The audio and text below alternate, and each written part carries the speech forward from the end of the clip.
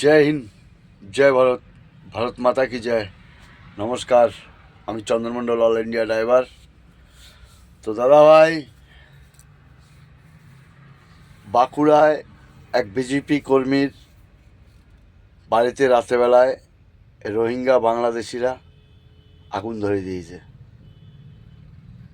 তার মানে বুঝতে হবে, টোটাল বাংলাদেশি রোহিঙ্গারা পুরো বাংলাদেশের স্টাইলটা ইউনিজি স্টাইল এখানে চালাচ্ছে। সেটা মমতা ব্যানার্জি টিএমসি সরকারের সঙ্গে হয়ে, তার সঙ্গে পুলিশও মিলিত আছে। আর বকটই ঘটনায় এক মুসলিম পরিবারের যে জ্বালিয়ে দিয়েছিল, সেটা কিছু হয়নি। তো দেখলো আবার এটা চান্স। তো প্রত্যেকটা সনাতনী হিন্দুকে বলবো যে দিন এসছে, হিন্দু মুসলিম লড়াই হচ্ছে, এখানে কোনো ভোট ফোট নেই। ভোটটা শুধু হবে কোনো নেতাকে দেখে না, হিন্দু হিন্দু ভাই ভাই। আর যারা এগুলো করছো ভাই, আমরা ভিডিওতে তোমাদেরকে সাবধান করছি, সাবধান হয়ে যাও। কারণ হচ্ছে কি, আমাদের ইন্ডিয়ান সংবিধান আছে, সংবিধান কিন্তু তোমাদের ছাড়বে না। আজকে ঝাড়খণ্ডের মিথ্যে না জাজ করে এখানে 30 ঘন্টা বন্ধ হয়েছে, তাও আমরা মেনে নিয়েছি। হিন্দুরা সরস্বতী পুজো হতে দিচ্ছে না, এগুলো কিন্তু মেনে নেওয়া যাবে না।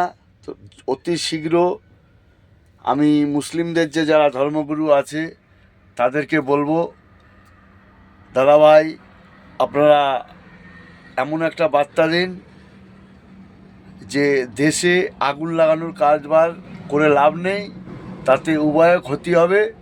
এই রোহিঙ্গা বাংলাদেশি হাঁটাতেই হবে, তার জন্য এসআইআর হচ্ছে, হবে, সুস্থভাবে করতে দিন। নাহলে একটা সংবিধান আছে, এটা একটা দেশ, এটা এই না যে একটা কোনো মানে মেরাচোদা দেশ।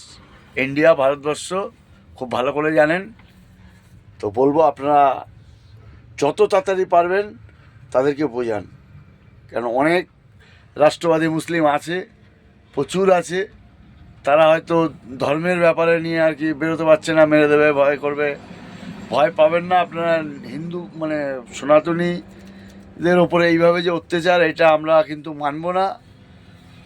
এইটা নিয়ে যখন শুরু হবে, তাহলে আবার কিন্তু সেই 1946 সালের গোপাল মুখার্জি অরূপে গোপাল পাঠার রূপ আমাদেরকে ধারণ করতে হবে, প্রত্যেকটা হিন্দুকে।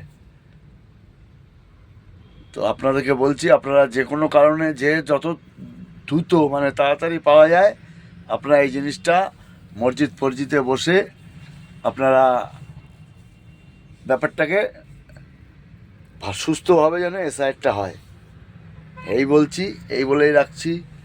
জয় হিন্দ, জয় ভারত, ভারত মাতা কি জয়, হর হর মহাদেব।